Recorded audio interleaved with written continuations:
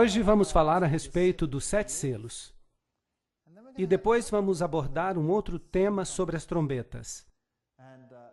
Estes são assuntos importantes e pouco a pouco vamos avançar até chegar a um assunto ainda mais importante. Vamos então falar sobre alguns assuntos que têm que ver com o nosso tempo e, de modo especial,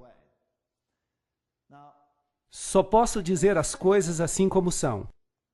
E eu oro enquanto eu explico essas coisas porque há coisas estranhas, difíceis de compreender, e quem sabe que as pessoas não queiram compreender. Eu oro para que as pessoas não usem isso como desculpa para não assistir mais, que continuem a assistir até que todo o quadro fique claro. É como um grande mosaico.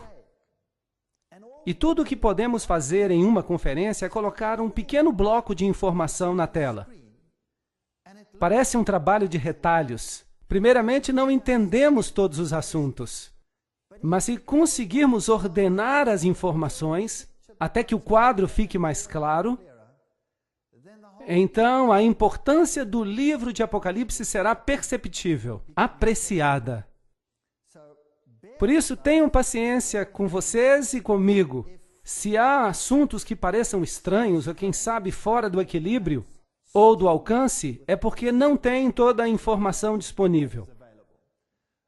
Agora, os 7 selos são tratados momentaneamente no capítulo 6, mas para preparar o terreno e o cenário para os 7 selos, há outros 2 capítulos, o capítulo 4 e o 5, e é importante recordar que os capítulos eles mesmos não dizem nada, porque os números da Bíblia foram acrescentados depois. A Bíblia não foi escrita com capítulos, ela foi escrita com blocos, assim que ela não pode ser dividida em capítulos. Os números de capítulos são apenas uma forma conveniente para nós nos situarmos, quando precisamos encontrar um texto.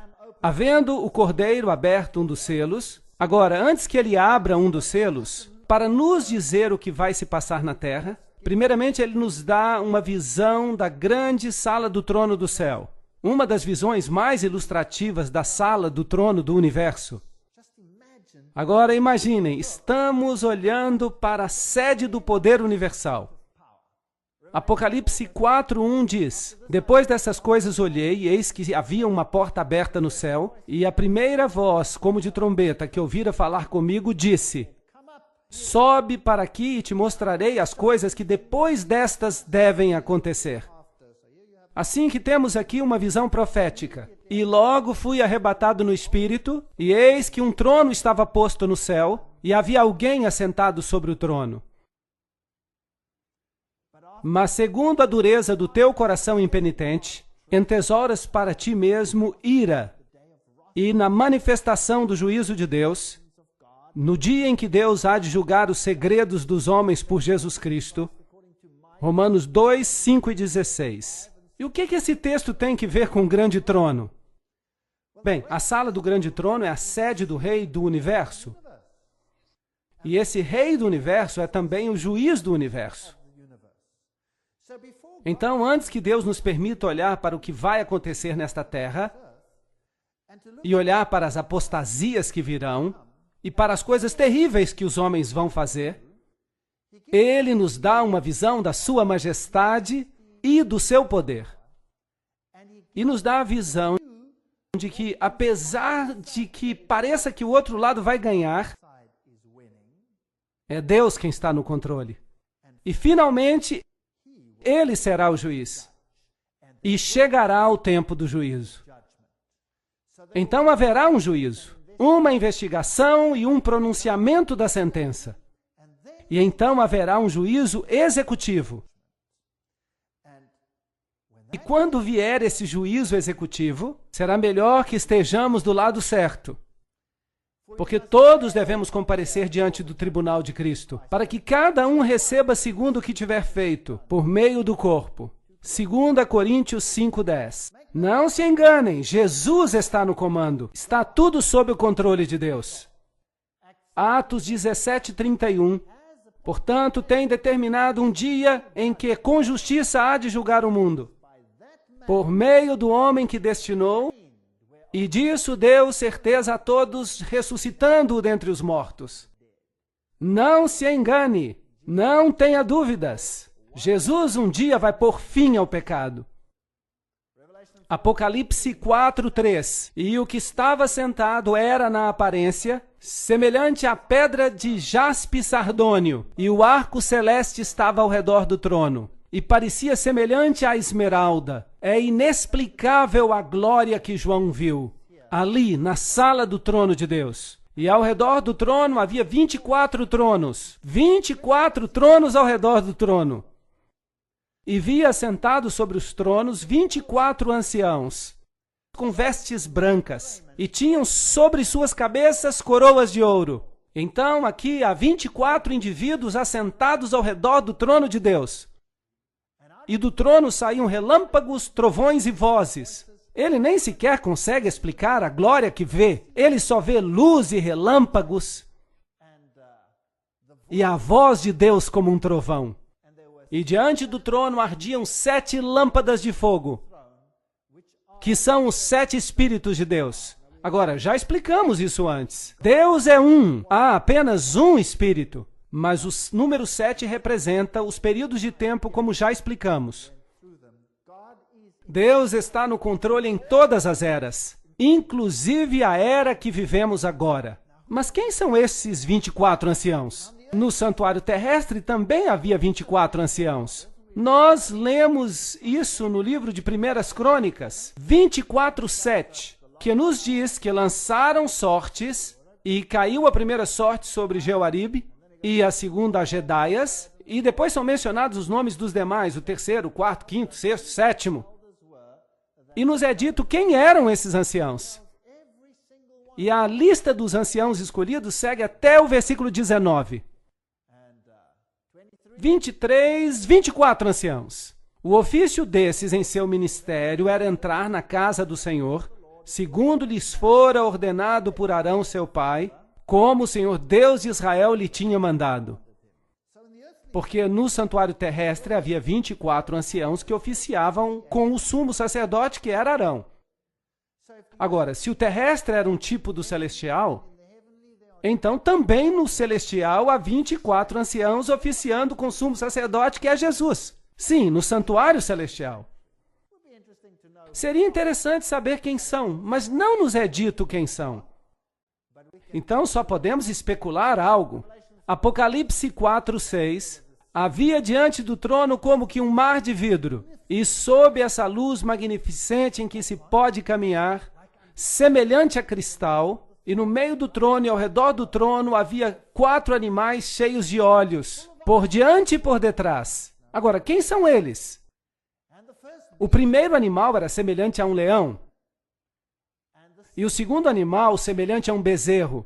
E tinha o terceiro animal o rosto como que de homem. E o quarto animal era semelhante a uma águia que voava. E cada animal tinha para si 6 asas ao redor. E por dentro estavam cheios de olhos. E não descansavam nem de noite nem de dia, dizendo: Santo, Santo, Santo, Santo é o Deus Todo-Poderoso, que era, que é e que há de vir. Uma afirmação muito interessante. Quem são? Bem, em Isaías capítulo 6, versículo 2, temos uma outra afirmação que nos pode ajudar. Serafins estavam por cima dele, de Deus, cada um tinha 6 asas, com 2 cobriam seus rostos, com 2 cobriam os pés, e com as outras 2 voavam. Então estamos falando de querubins. Esta é uma ordem de seres angélicos. São seres magnificentes, tão imponentes, e pareciam tão poderosos que João os descreve como bestas. E ele lhes dá os atributos de um leão, de um bezerro, de um homem e de uma águia que voa. Você percebe a reverência com que estão diante de Deus? Isso nos dá uma ideia da santidade de Deus. Agora, o que eles representam? Bem, a interpretação tradicional é que o leão representa a força, o bezerro representa a resistência, o homem a inteligência e a águia que voa a rapidez. Assim que eles podem ver todas as coisas à sua volta. Estão a par de todas as coisas e são os mais próximos de Deus. Querubins cobridores, por assim dizer. Outra interpretação é que eles refletem os atributos de Cristo.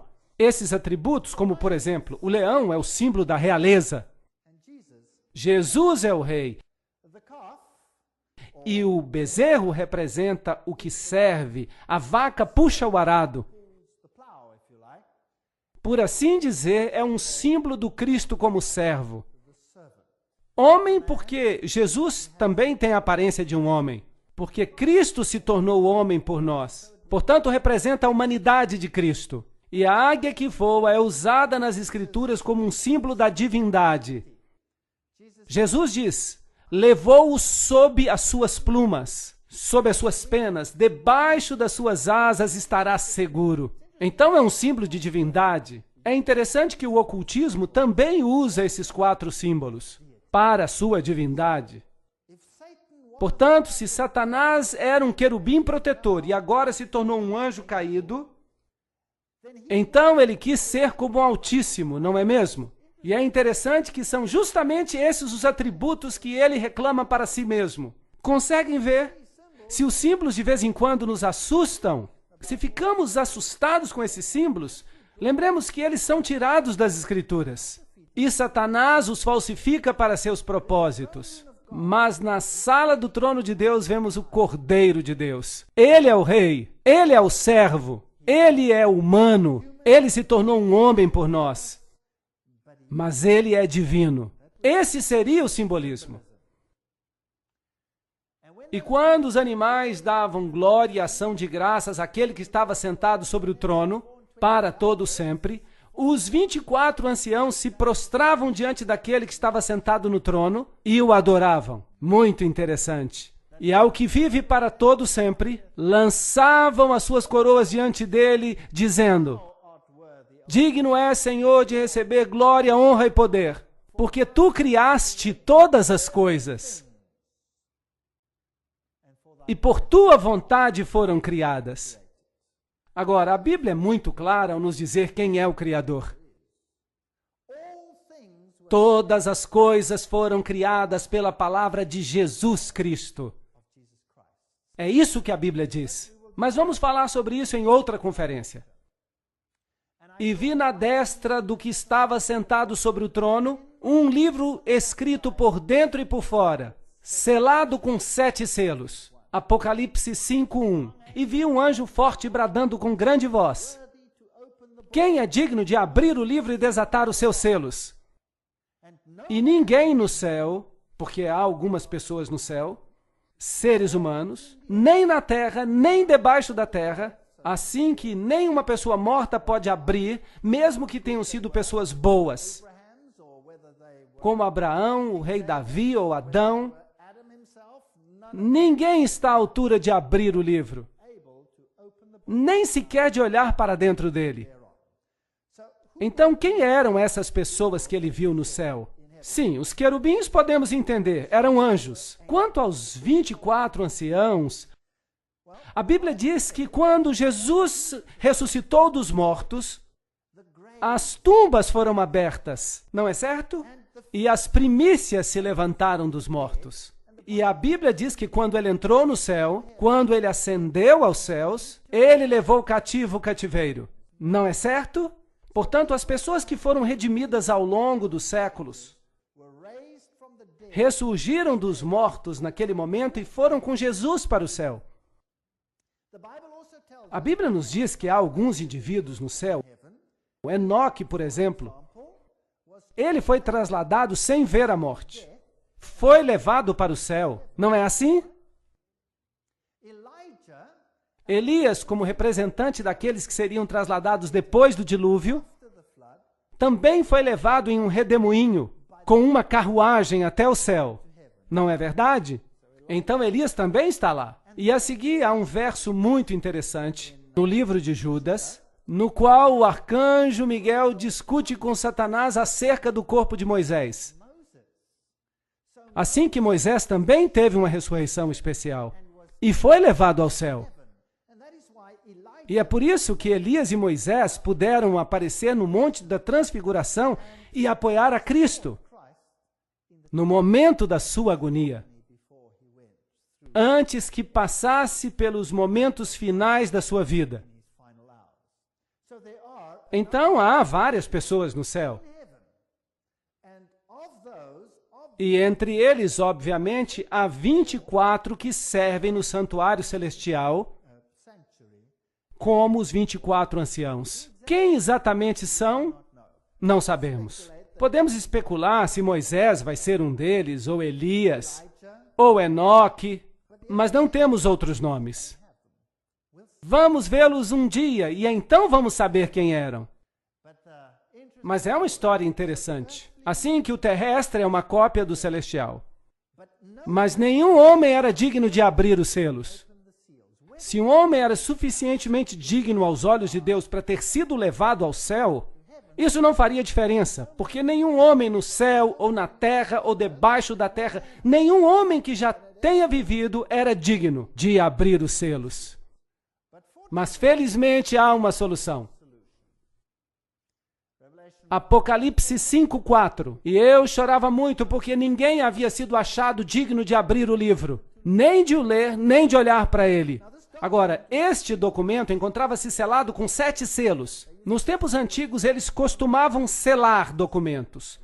No tempo romano, os testamentos. E é claro que se ele não fosse aberto, então não haveria herança. Então, se nenhum desses selos for aberto, não vai haver herança. E nós estaremos perdidos para sempre. E é por isso que João chora. Mas se eles pudessem ser abertos, se o testamento pudesse ser lido e se houvesse uma execução do testamento, então poderíamos ser redimidos. E há somente um que deixou um testamento e vive para poder recebê-lo. Porque, geralmente, quando uma pessoa morre e deixa um testamento, ele passa a depender de outra pessoa para que o abra, não é verdade? Para executá-lo. E se o único que pode herdá-lo está morto, bem, então temos um problema, porque quem vai recebê-lo está morto, não pode recebê-lo mais, a não ser que ele seja Deus e com certeza tenha sido ressuscitado pelo próprio poder. Uau!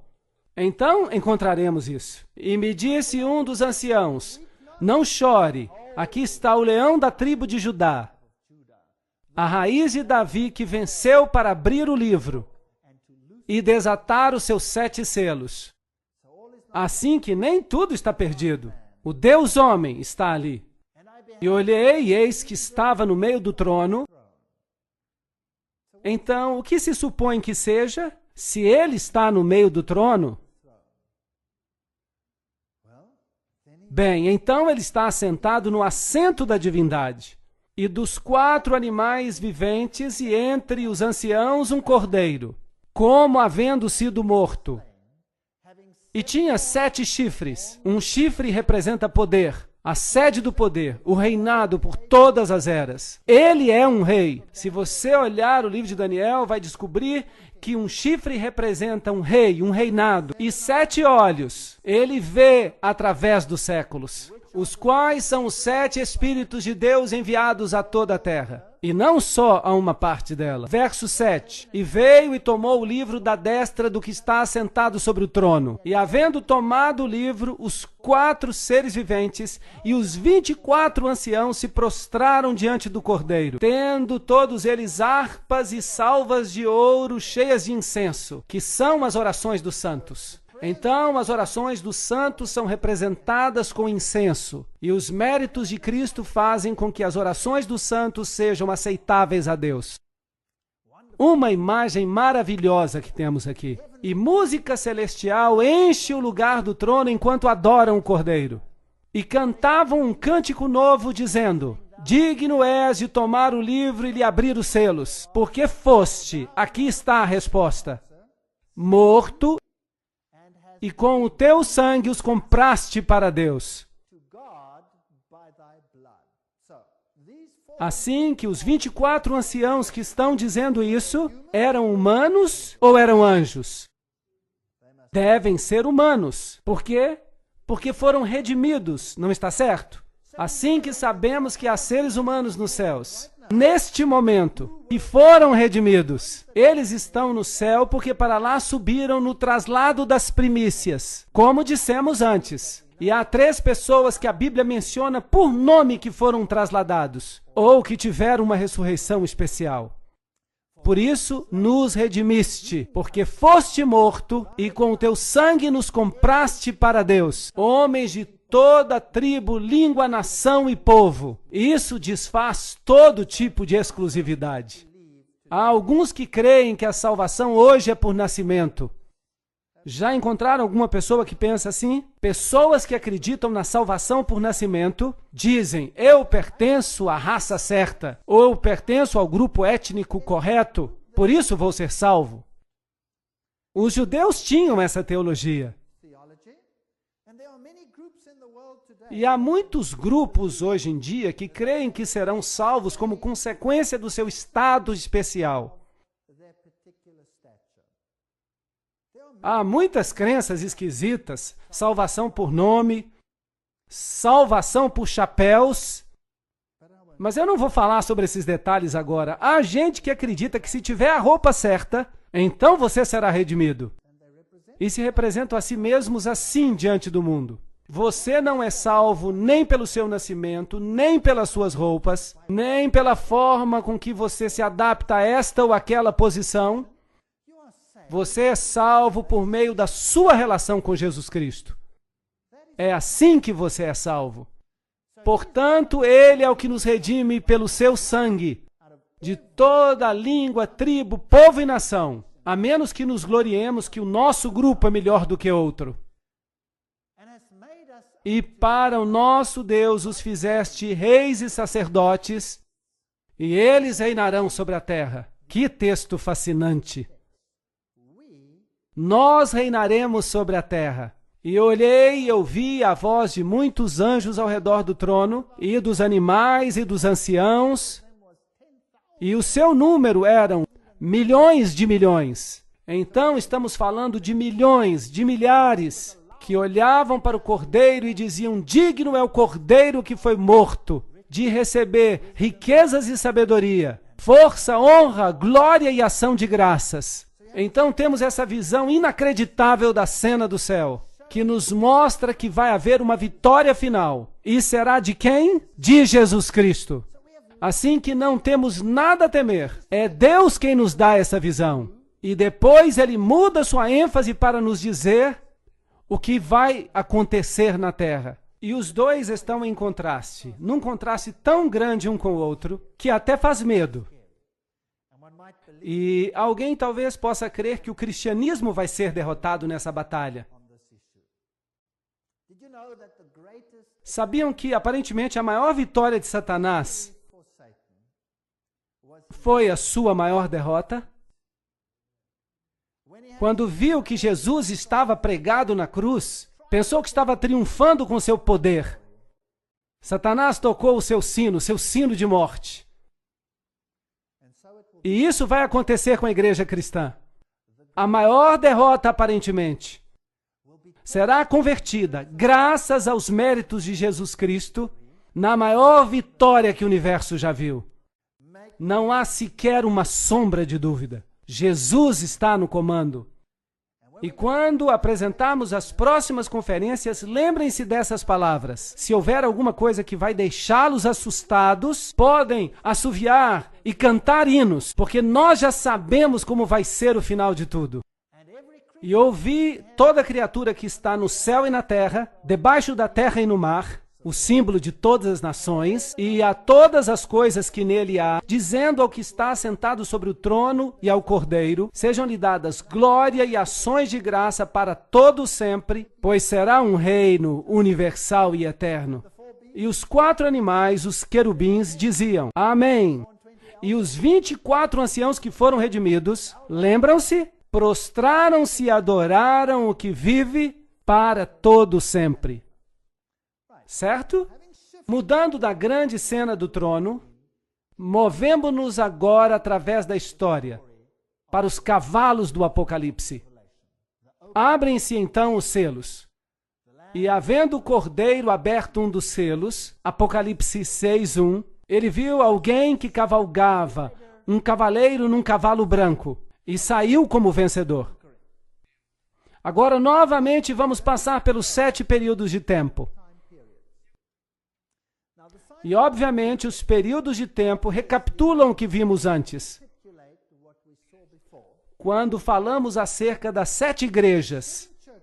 Porque as 7 igrejas nos falam acerca da natureza da igreja de Deus.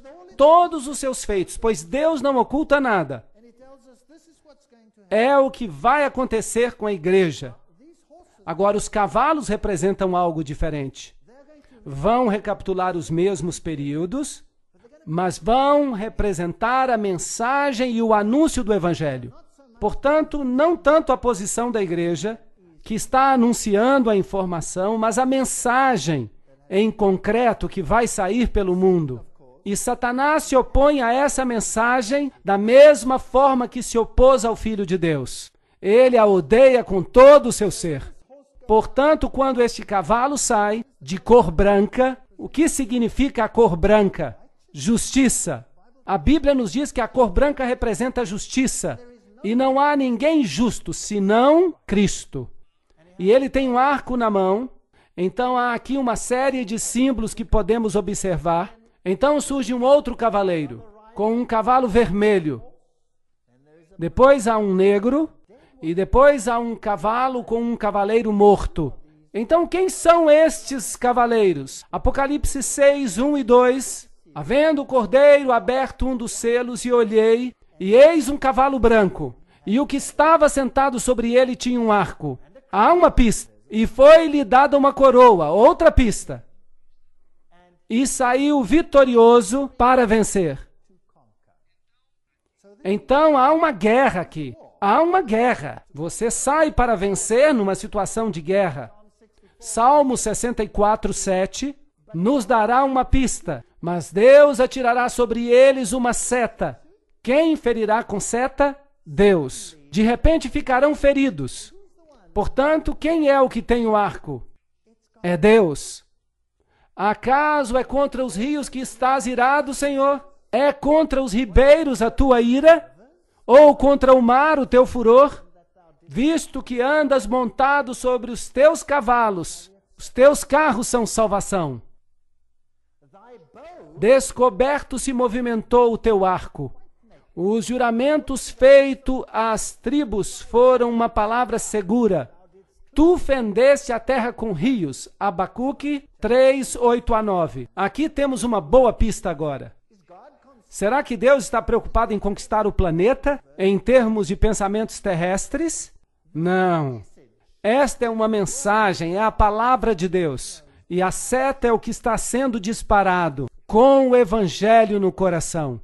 E a primeira mensagem que saiu quando Jesus começou a sua igreja era a mensagem da salvação por meio de Jesus Cristo. E saiu com poder e pureza, porque Deus tinha limpo por si mesmo um povo que estava disposto a representar a justiça e a verdade, a igreja primitiva. Então, o porta-voz do evangelho que saiu era inadulterado. Todos sabiam que Jesus Cristo era o Senhor. Só Ele podia salvar. Só por meio do seu sangue somos redimidos. Essa foi a mensagem levada ao mundo, anunciando o Evangelho. Por isso é uma fé que conquista. O branco representa uma fé pura. Uma mulher vestida de branco em Apocalipse representa a verdade em sua pureza. A noiva que foi redimida e lavada no sangue do Cordeiro. Se na verdade permanecerdes fundados e firmes na fé, e não vos moverdes da esperança do Evangelho, que temos ouvido, o qual foi pregado a toda criatura que há debaixo do céu. Colossenses 1, 23. É muito importante aceitar essa mensagem e estar ancorado na rocha, de maneira que não se possa ser movido. Então, se fizermos isso, estaremos estabelecidos na verdade. E para estar estabelecido na verdade e não ser movido, precisamos conhecer a palavra de Deus. É necessário comê-la. Isso significa incorporá-la, agir em conformidade com ela. Veremos que para sermos bem estabelecidos na verdade, para não sermos movidos, há algo importante sobre o que vamos falar em outro momento. Então, o segundo selo é aberto. E aqui vem um cavalo vermelho. O vermelho é a cor do quê? Do sacrifício. É a cor do sangue. É a cor do sacrifício. Assim, quando vemos as 7 igrejas, a primeira que vimos era Éfeso. Lembram-se? Era uma igreja que tinha uma boa mensagem, uma doutrina pura, tinha discernimento. Podiam ver quem é que se chamava a si mesmo de judeus ou cristãos e não o eram. Eles tentaram se infiltrar a princípio, mas o discernimento da igreja os manteve fora. Depois veio uma outra igreja chamada Esmirna, lembram-se? Mir. O que aconteceu ali? Houve um tempo de grande perseguição. Sangue foi derramado. Portanto, aqui o sangue está derramado. E a razão por que este sangue está sendo derramado é que Satanás está contra-atacando a mensagem do Evangelho. Ele está fazendo tudo o que está ao seu alcance para corrompê-la. Mas os que se mantêm fiéis aos princípios do Evangelho preferem morrer a dar-se por vencidos. E aqueles que não se mantêm fiéis aos princípios, o que farão? Começarão a fazer concessões. E o caminho das concessões vai se abrindo lentamente. E o evangelho do cavalo vermelho sai. E saiu outro cavalo vermelho, e ao que estava sentado sobre ele foi-lhe dado retirar a paz da terra, para que matassem uns aos outros. E foi-lhe dada uma grande espada. Agora, o que é a espada? É a palavra de Deus. Então, esse é o assunto, a palavra de Deus. Ela sai, diz uma coisa e isso causa guerra. E a guerra é dolorosa. A guerra leva à morte. Algumas pessoas se cansam desse processo. Então, a fé sangrenta é a que vemos a seguir. É o tempo de uma grande perseguição. A perseguição romana com Nero, da forma como já falamos antes quando tratamos da igreja. Então, cobre o mesmo período de tempo, até os tempos de Constantino, o imperador, quando a perseguição era o método para se livrar do porta-voz do Evangelho. E havendo aberto o terceiro selo, ouvi dizer ao terceiro animal, vem e vê. E olhei e eis um cavalo preto. E o que estava sentado tinha uma balança na mão. E ouvi uma voz no meio dos 4 animais que dizia, uma medida de trigo por um dinheiro, e 3 medidas de cevada por um dinheiro, mas não danifiqueis o azeite e o vinho. Esses são símbolos muito interessantes. Portanto, aqui há uma balança, e a cor é negra. Agora, a cor preta é obviamente oposta à branca, certo? Assim que alguma coisa está acontecendo que está tingindo a brancura do porta-voz do Evangelho, tornando tudo negro. Há algo que se torna muito escasso. Trigo e cevada. E depois há outra coisa que está com problemas. O vinho e o azeite. Agora, esses símbolos representam, todos eles representam o porta-voz do Evangelho. O trigo é um símbolo de Jesus Cristo. Jesus Cristo nasceu em Belém, Bethlehem, a casa de pão. Jesus diz, eu sou o pão da vida.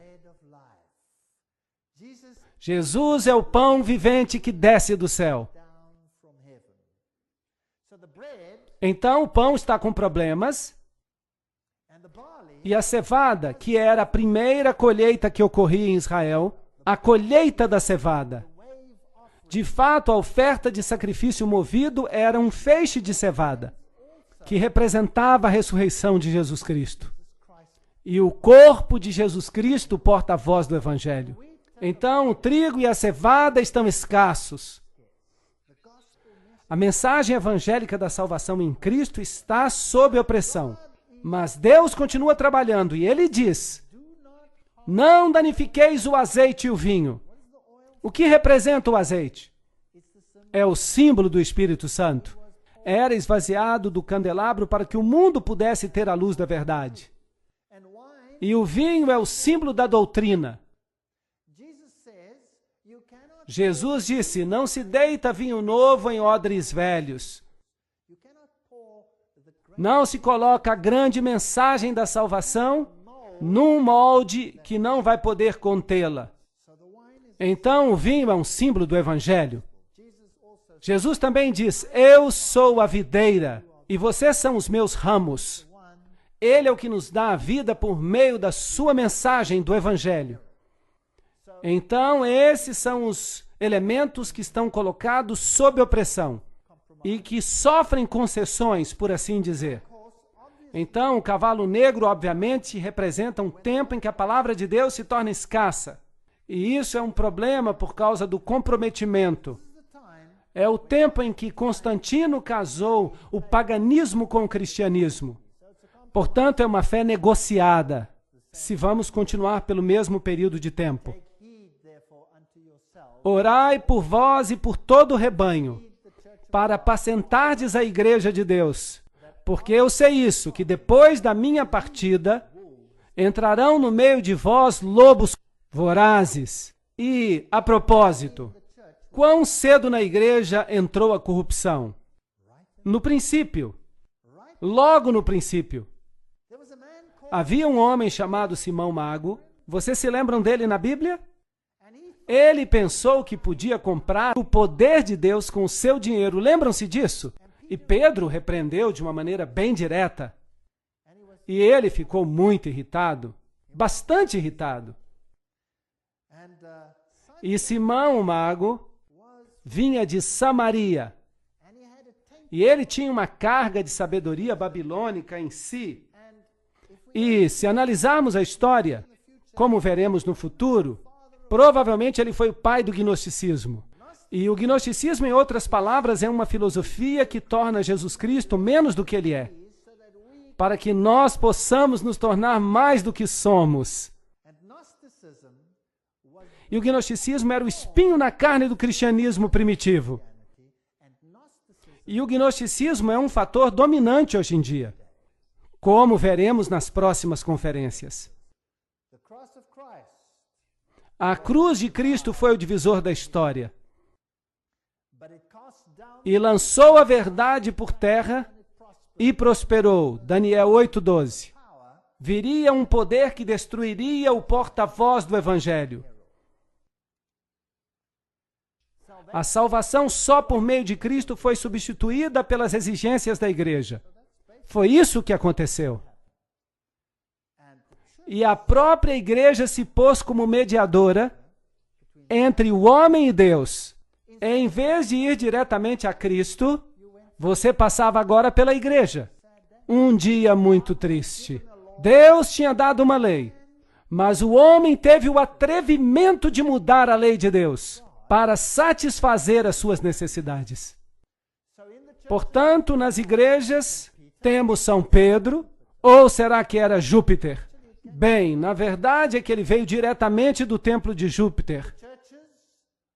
E Maria se converteu em uma mediatrix, uma mediadora. E a igreja ensina que ninguém pode ser salvo a não ser pelos méritos de Maria. Isso é muito estranho. Essas doutrinas chegaram e elas eram uma mistura entre o cristianismo e o paganismo. A Bíblia claramente declara, debaixo dos céus nenhum outro nome há, dado entre os homens, pelo qual devemos ser salvos, exceto pelo nome de Jesus Cristo. Não há outro nome. Assim que todos os outros mediadores que ingressaram na igreja, como os pagãos tinham muitos deuses, eles desenvolveram muitos santos. E então você poderia, se você tivesse algum problema na vida e não tivesse méritos suficientes, salvação por obras, então para poder entrar no céu, você podia receber um empréstimo dos méritos excessivos daqueles que haviam morrido antes. Essa é uma doutrina da igreja da Idade Média. Essa é uma doutrina ainda respeitada. Posso, por assim dizer, tomar emprestado uma grande porção de mérito dos santos que morreram antes de mim, para aumentar a reserva dos meus próprios méritos. Será que isso é bíblico? Ou será que temos que nos apresentar individualmente diante de Deus no juízo, dando conta do que fizemos na carne? Sim ou não? Sim, é claro. É por isso que criaram todos esses santos. E como consequência, os santos se tornaram especialistas. E essa especialização é a mesma que vem do paganismo. Um Deus se especializar em cuidar de uma coisa, por exemplo, de uma viagem. Outro Deus está especializado em cuidar de necessidades financeiras. Então, havia vários deuses.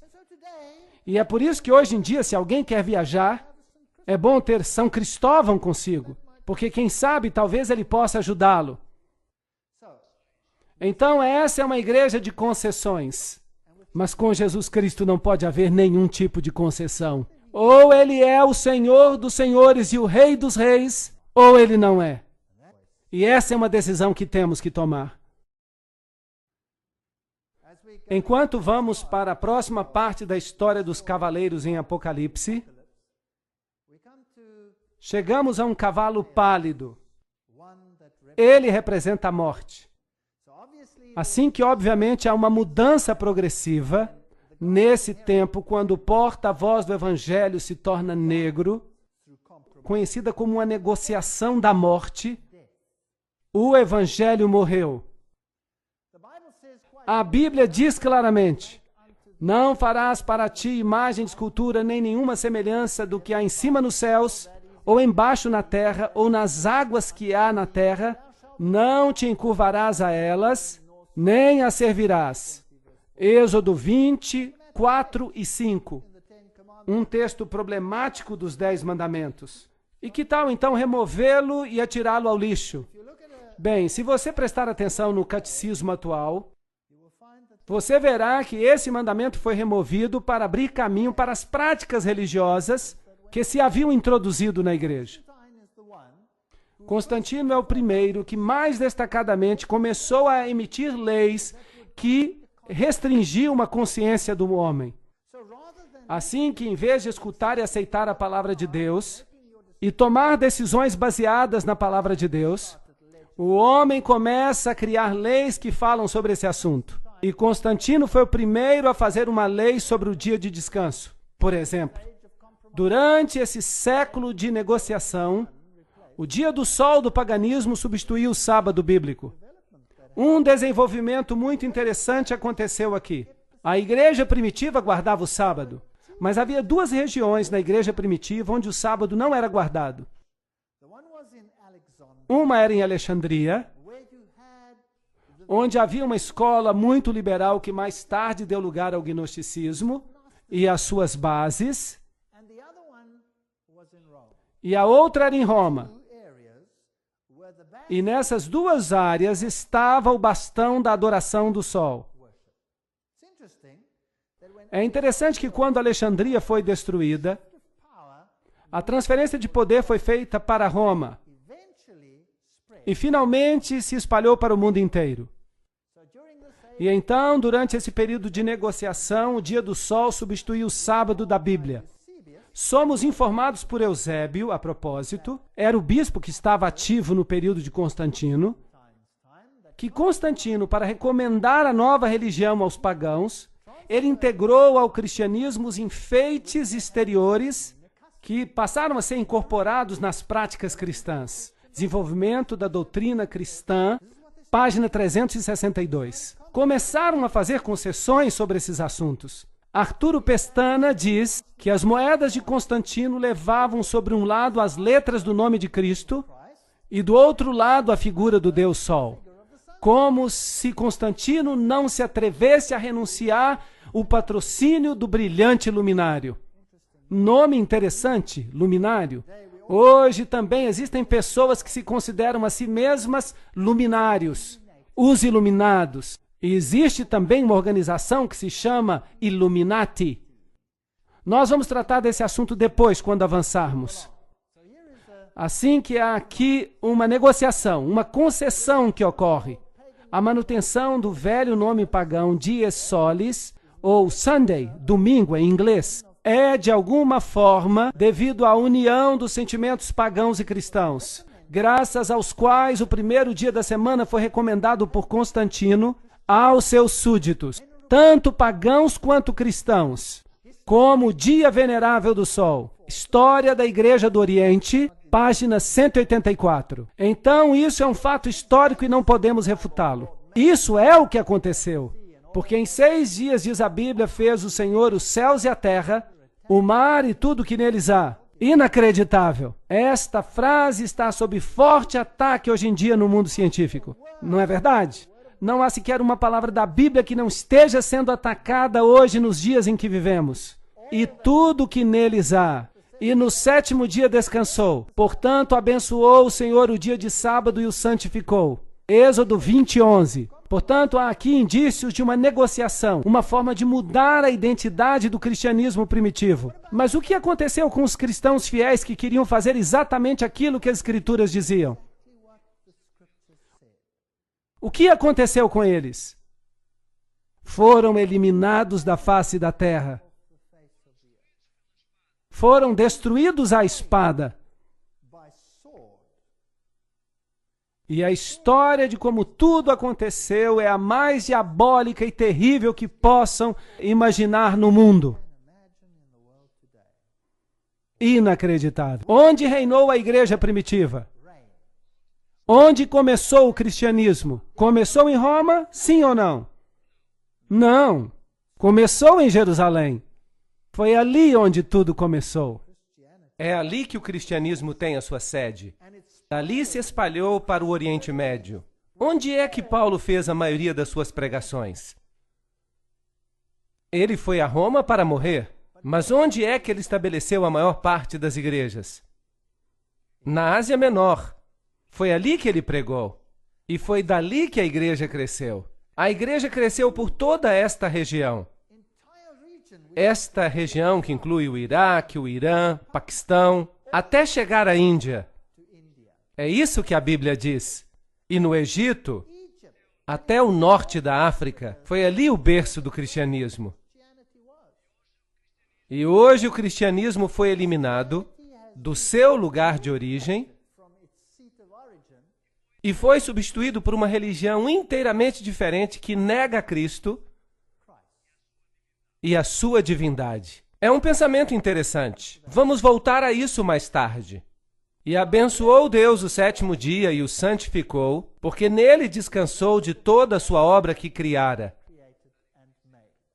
A Enciclopédia Católica nos diz: a igreja, depois que mudou o dia de descanso do sábado judeu ou o 7º dia da semana para o primeiro, fez com que o 3º mandamento se referisse ao domingo como dia de guarda, santo, o dia do Senhor. Enciclopédia Católica, volume 4, página 153. Bem, por que o 3º mandamento? Por que não o 4º, como estava na Bíblia? Porque eles haviam removido o 2º mandamento que dizia: não farás para ti ídolos.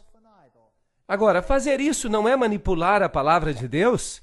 Não é reescrever a Escritura? Com certeza. Assim como não apenas tiraram de Deus a sua autoridade, porque ele diz: lembra-te do 7º dia, porque eu sou o teu Criador. Eu te fiz.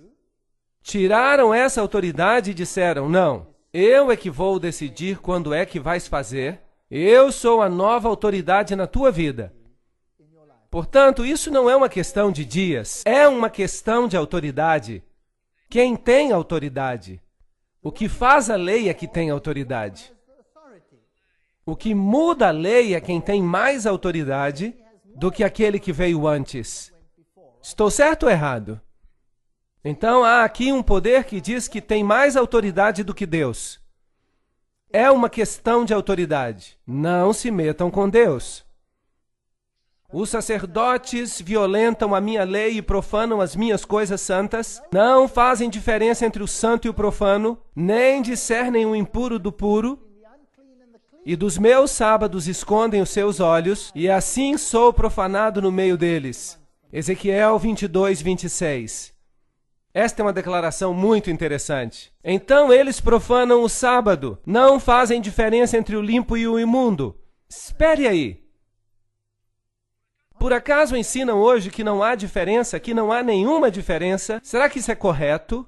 Olhem, se vocês observarem a Nova Versão Internacional, ela diz que Jesus declarou que todas as coisas agora são limpas.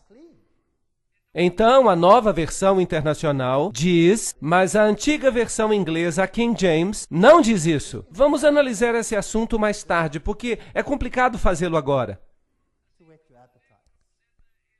Assim, o cavalo negro representa esse tempo de negociação, de concessão. As coisas estão mudando, e quando chegamos a 538 depois de Cristo, há um decreto que um certo poder, isto é, o bispo de Roma, tem poder para se tornar o corretor dos hereges. Isso significa que ele se tornou a autoridade sobre a consciência do homem. Interessante, não? Não era Deus, o homem assumiu a sua posição. E uma vez que o homem usurpa a autoridade de Deus, então o evangelho está morto.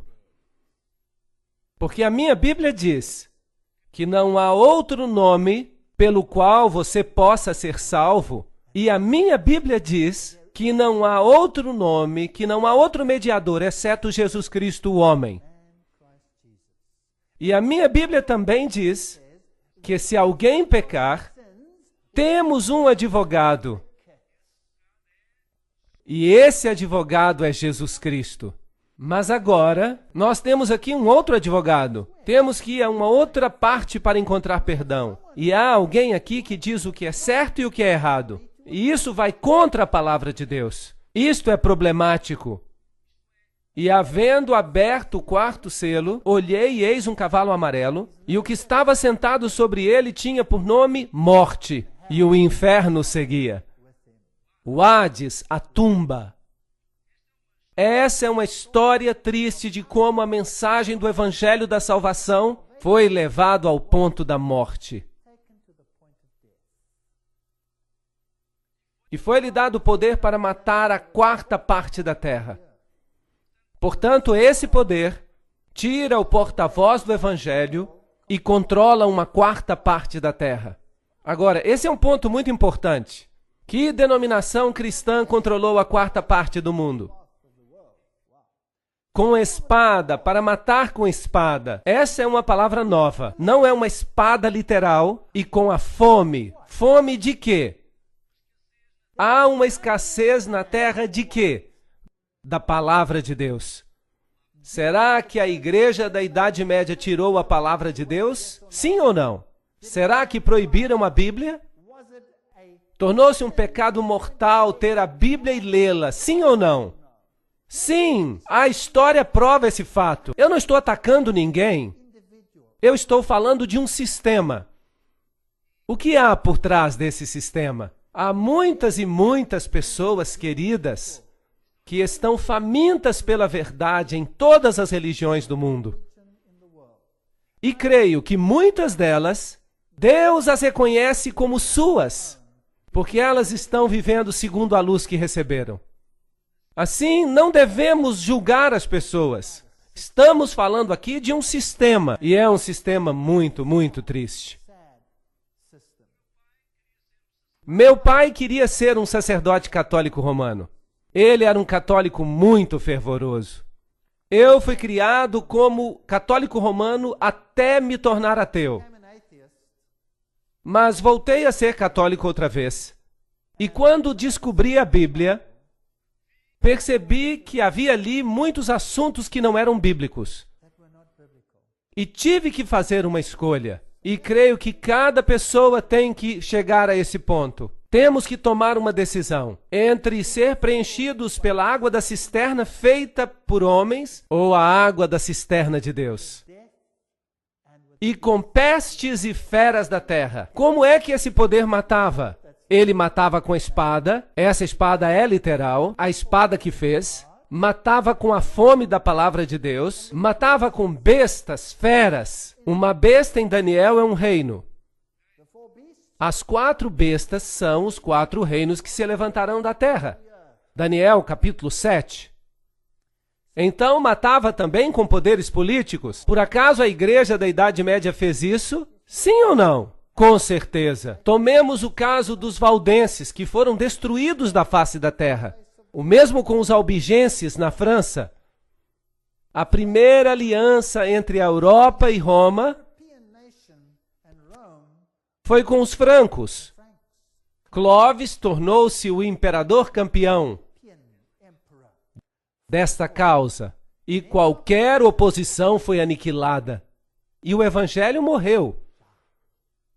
O homem tomou a posição de Deus.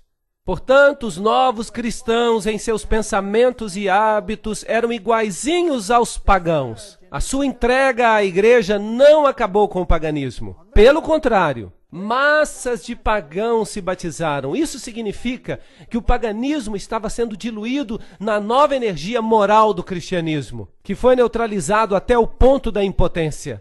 Séculos da cristandade, uma história concisa, página 58. A história atesta esses fatos. E, infelizmente, não posso mudar isso. Não fui eu que inventei isso. Só estou dizendo que fala o livro de Apocalipse sobre esses assuntos. A fé havia morrido.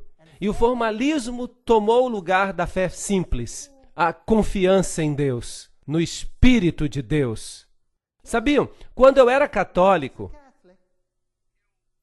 eu me sentava na igreja e sabia que, de acordo com os ensinos, a hóstia ficava no tabernáculo, no sacrário, e ela era Deus. E eu podia orar a ela. E eu ficava sentado ali dizendo: por que não me respondes? Por que não posso trazer os meus problemas a ti, falar contigo como a um amigo? Tudo isso é ritual. Se você quer se comunicar com Deus, tinha que dizer 10 Ave-Marias, 10 Pai Nossos, 10 Ave-Marias, um Pai Nosso, e rezar através de todo o rosário e fazer no fim uma confissão de fé. E se não conseguir alcançar a graça, faça tudo de novo. Outra vez, mais uma vez. E quanto mais você fizer, melhor. Isso é comunicação com alguém? É assim que você falaria com alguém que o ama? Sabem, o homem tem uma fome de se comunicar com Deus. O homem tem fome de tocar e sentir a mão de Deus. Mas foi roubado dessa beleza, da simplicidade de se comunicar com Deus. Orar não é trazer Deus até nós.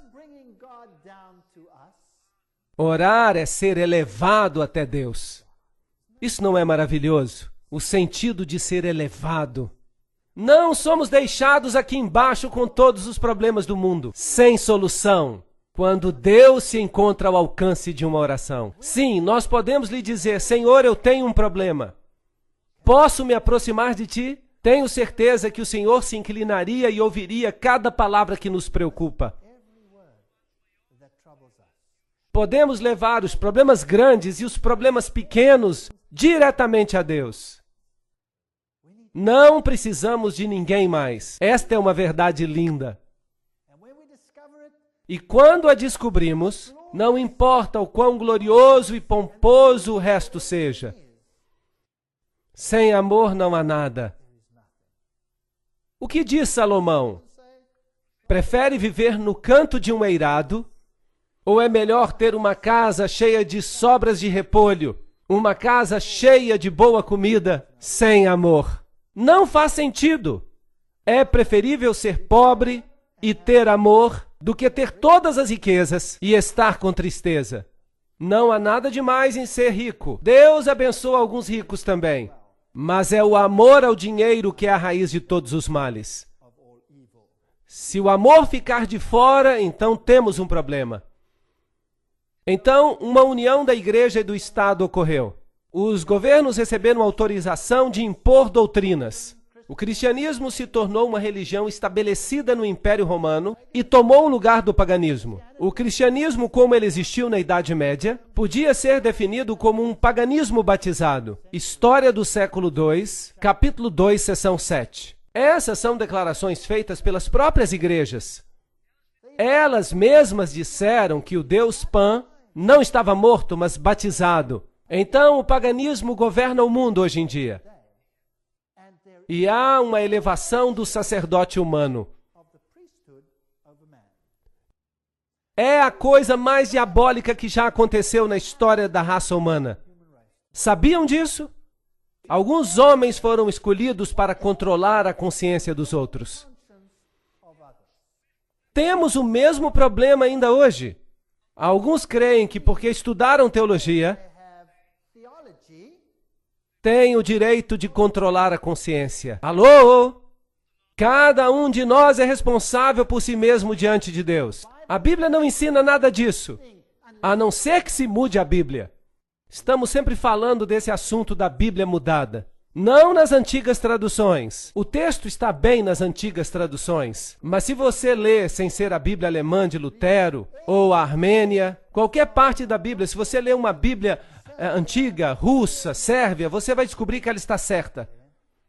Mas há um problema com as Bíblias mais recentes. Há uma ascensão do sacerdócio sobre as pessoas em geral. Não há isso na Bíblia. Mas a vereda do justo é como a luz da aurora, que vai brilhando mais e mais até ser dia perfeito. Provérbios 4:18. Portanto, a luz da verdade penetraria nessa escuridão. Deus não permitiria que esse evangelho morresse. Portanto, Deus teve que fazer algo. Qual foi a igreja seguinte que veio trazer luz e a palavra de Deus de volta às pessoas? Recordam-se das 7 igrejas? Temos uma igreja que ingressou com isso tudo, Sardes, representando a reforma. Ela reformou o que havia morrido. Realmente não é um conceito complicado. E havendo aberto o 5º selo, vi debaixo do altar as almas dos que foram mortos, por amor à palavra de Deus e por amor ao testemunho que deram. E clamaram com grande voz, dizendo: Até quando, verdadeiro e santo dominador, não julgas e vingas o nosso sangue e dos que habitam sobre a terra? Agora, será que essas são almas literais debaixo do altar? Então haveria muita gente nesse lugar. Ou será que isso é o sangue de todos os santos que está a clamar a Deus? Quando vais fazer alguma coisa em relação a isso? Eu acho que esta é a imagem que está sendo dada aqui. Sim, aqueles que morreram pela fé, todos aqueles que foram destruídos, mas criam, clamavam a Deus. E foram dadas a cada um compridas vestes brancas, e lhes foi dito que as usassem, por um pouco de tempo, até que se completasse o número de seus conservos e seus irmãos que também haviam de ser mortos como eles. Deus diz: eu estou no comando. Vai ficar pior.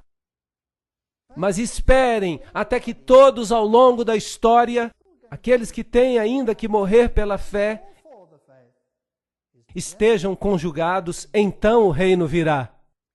Portanto, esses foram os instrumentos de tortura que foram usados, mas nada impede o anúncio do evangelho. Sabiam que alguns desses instrumentos de tortura continuaram a ser usados até 1974?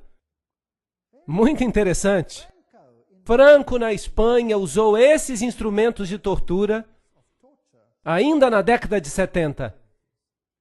Amados, procurando eu vos escrever com toda diligência acerca da salvação comum, tive por necessidade escrever-vos e exortar-vos a batalhar pela fé que uma vez foi dada aos santos. Não se dê por vencido, porque se introduziram alguns sobre quem já havia sido escrito antes, homens ímpios que convertem em dissolução a graça de Deus e negam a Deus, único dominador e Senhor nosso, Jesus Cristo. Judas, versos 3 e 4.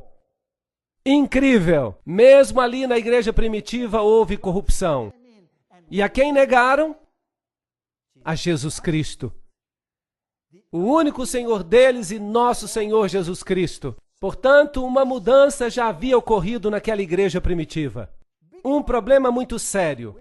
E vamos ver o que fizeram, porque vamos entrar nos detalhes e ver como isso nos afeta hoje. Porque essas pessoas inteligentes fizeram a mesma coisa conosco. E nós nem sequer o sabemos. Não é triste? Portanto, Deus quer que saibamos, como os estratos sucessivos da terra, que cobrem uns aos outros, assim, camada após camada de falsificações e fabricações se acumularam na igreja. Não somente doutrinas falsas que elevavam o homem acima da divindade, mas também manuscritos falsos que corrompiam a palavra de Deus. Mas tivemos os valdenses. E de onde conseguiam seus manuscritos? Eles conseguiram da igreja da Síria, desde o berço do cristianismo. Não os conseguiram de Roma.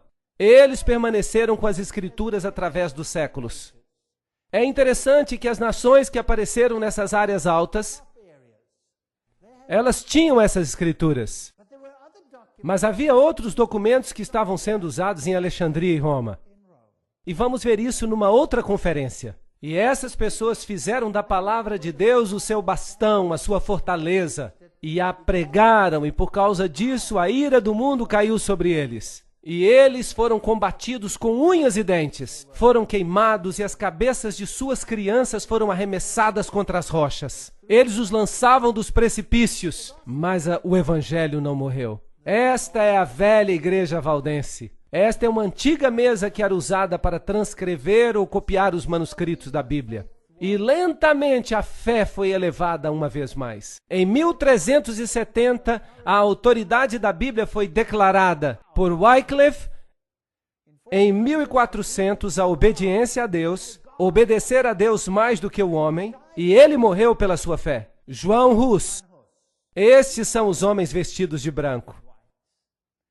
E depois, salvação pela graça com Martinho Lutero, homem valente, corajoso. Ele foi perfeito em tudo? Não, com certeza não.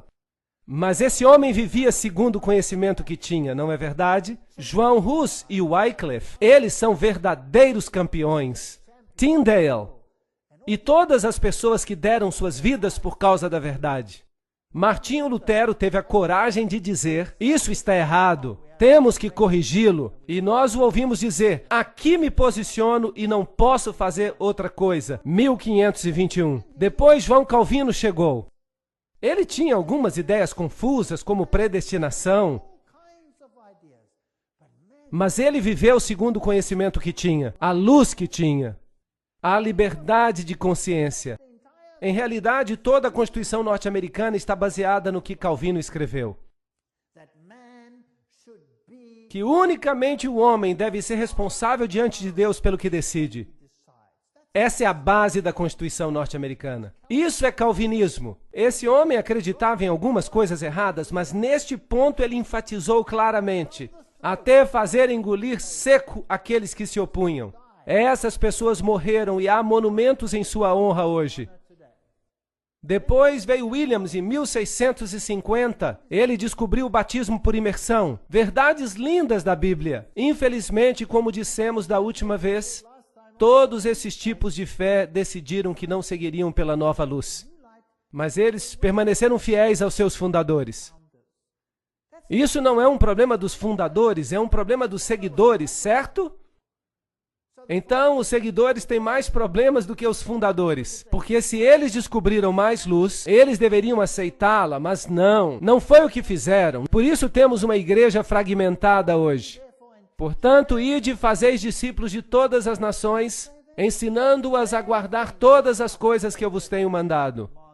E eis que estou convosco todos os dias até a consumação dos séculos. Mateus 28, 19 e 20. Estes são os assuntos que são importantes. Todas as coisas. Não, eu não vou dizer, eu só vou aceitar o que o fundador da minha igreja descobriu. Todas as coisas ou nada. Assim que se estamos à procura de uma igreja, o que devemos fazer? Não seria melhor procurar uma igreja que aceite toda a verdade? Que tem toda a fé? Sim ou não?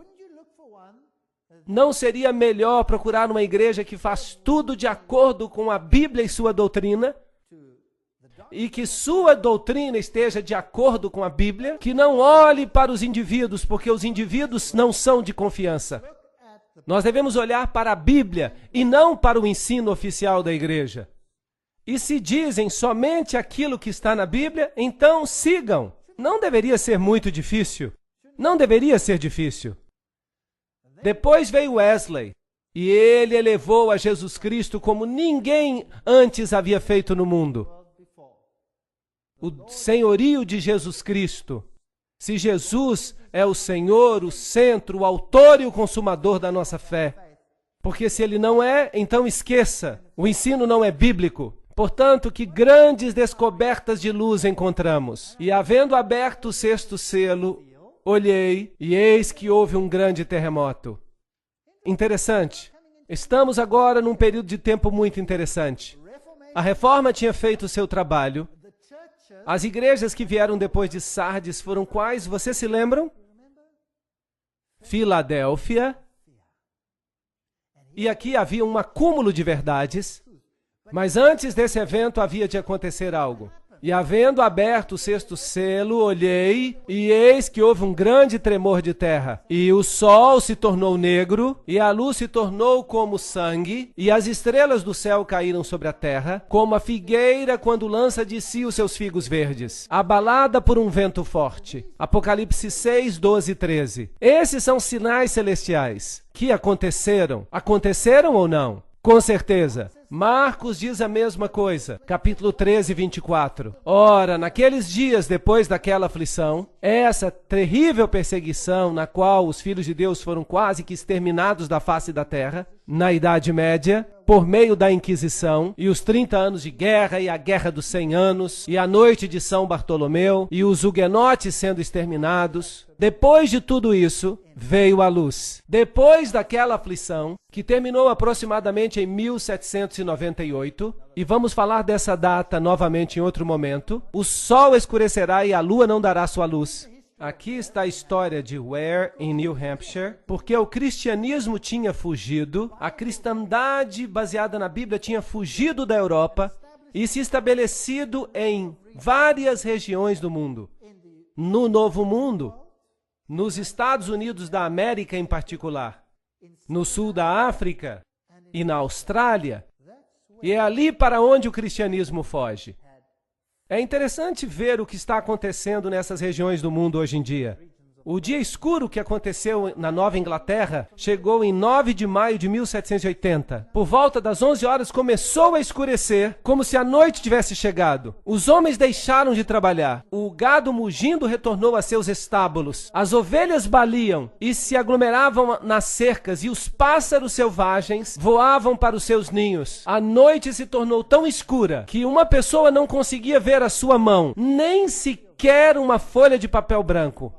A história de Ware, New Hampshire, 1735 e 1888. O jornal A Crônica Independente, de 1780, diz que durante todo o tempo uma penumbra de melancolia assombrou a face da terra. Não obstante, havia uma lua como lua cheia, e a propósito estava como sangue. Nenhum objeto se divisava claramente. Havia uma escuridão egípcia, impregnável nos olhos. Os grandes e inumeráveis eventos, a legislatura de Connecticut estava em sessão, mas desistiram por causa da escuridão, assim que pararam a reunião. E Herschel, o grande astrônomo, admite que o dia escuro de 19 de maio de 1780 é algo que a astronomia não pode explicar, cientificamente falando. Mas ali estava, no seu tempo. Depois, em 3 de novembro de 1933, houve uma chuva incrível no céu, com 200 mil meteoros por hora. Ficou tão claro que se podia ler. E é interessante que os meteoritos todos vinham de um ponto central. Normalmente vêm de todos os lados, mas nesse caso não aconteceu isso. Parecia que vinham de um ponto central e se distribuíam por todo o céu. Nunca antes alguém havia visto algo assim. E antes desses eventos todos, houve um grande terremoto em Lisboa. Portanto, a sequência está exatamente como na Bíblia. Algo novo tinha que acontecer. E Guilherme Miller foi quem descobriu, em 1782 e 1849. Alguém começou a descobrir algo mais na Bíblia. Ele descobriu algumas das grandes profecias. Até 2.300 dias e o santuário será purificado. E ele calculou os dias e descobriu uma maravilhosa profecia messiânica de Jesus e da purificação do santuário. E ele pensou, uau, significa que Jesus virá outra vez. E ele começou a pregar que Jesus regressaria em 1844, porque ele pensava que a purificação do santuário queria dizer a purificação da terra. Mas, obviamente, Jesus não veio em 1844. Portanto, em 1840, havia um grupo de crentes que se chamava adventistas. Agora, eles não eram adventistas do sétimo dia, eram apenas adventistas, pessoas que acreditavam na breve volta de Jesus. E eles vinham de várias denominações cristãs dessa área. Havia batistas, metodistas, presbiterianos, havia de várias denominações. Mais de 200 ministros de várias igrejas acreditaram nesses estudos e fizeram ressuscitar as profecias. Mas é claro, isso não ocorreu. Pelo menos não ocorreu aquilo que esperavam, a segunda vinda de Cristo. Mas Guilherme Miller se tornou o porta-voz para o restabelecimento da profecia e do papel da profecia na história cristã. Assim que todas essas grandes verdades regressaram ao pensamento cristão. E depois, é claro, uma restauração final aconteceu, abarcando todas as verdades. A lei de Deus, a doutrina sobre a morte e o inferno, e todas essas coisas. Como devemos viver, quais são os parâmetros que Deus requer de nós, todas essas coisas começaram a ser restauradas. Porque certamente Deus não terminaria esse processo sem que a luz resplandecesse sobre o seu povo, para abrir todas as verdades que tinham estado perdidas. A verdade tinha que ser restaurada. E depois Cristo viria. Jesus disse: se me amais, guardareis os meus mandamentos. João 14:15. Aquele que diz que me ama e não guarda os meus mandamentos é o quê? Mentiroso. E a verdade não está nele. Não é por acaso que existem tantos grupos que dizem que os mandamentos foram abolidos. Existem ou não? Sim, que foram cravados na cruz. Mas Jesus diz que a lei nunca passará. Os céus e a terra hão de passar, mas nem um jota nem um tio será removido da lei, até que todas as coisas sejam cumpridas. Certamente que o senso comum tem que saber que se as pessoas guardassem a lei de Deus, todos poderíamos nos desfazer de nossas chaves. E todos os jovens, senhoras e mulheres, poderiam caminhar até nas ruas mais escuras deste mundo, sem medo, se todos guardassem a lei de Deus, não é verdade? Portanto, se a lei de Deus vai ser um assunto no final dos tempos, depois que esse sistema teve o descaramento de mudá-la. Incrível! Dizer que são maiores e mais poderosos do que Deus. Mas eles em vão me honram, ensinando doutrinas que são preceitos dos homens. Mateus 15:9. Quando o homem se eleva a si mesmo a uma posição acima de Deus, então saiba que Deus vai agir. E chamar-te-ão reparador de brechas e restaurador de veredas, se desviares o teu pé do sábado e de fazer a tua vontade no meu dia, e se chamares o sábado deleitoso e santo dia do Senhor, digno de honra, haveria uma restauração de brechas dos muros, o muro que deveria nos proteger do mal. A lei não foi feita para restringir-nos, ela foi feita para nos proteger, como um pai de amor e uma mãe que colocam os seus braços ao redor dos seus filhos, fazendo regras para os proteger. Era para chamarmos o sábado de uma delícia, não uma carga. Os judeus tinham feito do sábado uma carga. Eles colocaram uma série de restrições sobre o sábado. Era um fardo guardá-lo. Quem podia ser feliz se não tinha permissão nem para caminhar, visitar os seus entes queridos? Assim que foi necessária uma restauração do espírito da lei e da fé na palavra de Deus. O Apocalipse de João nos revela todas essas coisas, assim como elas se desdobrariam. E vi outro anjo voar no meio do céu e tinha o evangelho eterno para o proclamar aos que habitam na terra e a toda nação e tribo e língua e povo, dizendo com grande voz: temei a Deus e dai-lhe glória, porque é vinda a hora do seu juízo. E adorai aquele que fez o céu e a terra e o mar e as fontes das águas. Apocalipse 14, 6 e 7. O evangelho eterno, tinha que ser restaurado. Os judeus se apoiavam na obediência à lei. E eles crucificaram a Jesus na cruz. E os cristãos se apoiam nos méritos de Jesus e o fincam e a sua lei na cruz. Os dois lados estão vendo só uma parte do assunto, correto? A lei e o evangelho andam juntos. Se você quer escolher a Jesus como seu Salvador, tem que se preparar para aceitá-lo como seu rei, certo? E um rei é um regente. E um regente, como o nome diz, tem regras, sim ou não? Sim. E o que há de tão difícil em amar a Jesus? O suficiente para guardar os seus mandamentos. Não é assim tão difícil. Se eu amo minha esposa com todo o meu coração e com toda a minha alma, eu vou querer outra? Claro que não. E se eu penso nas consequências que eu poderia causar, a dor e o sofrimento, valeria a pena? Eu creio que não.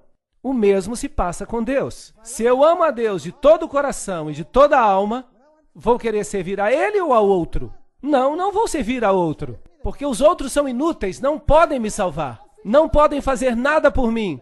Ainda que por um motivo egoísta, é melhor ficar com Deus, porque a lei faz sentido então.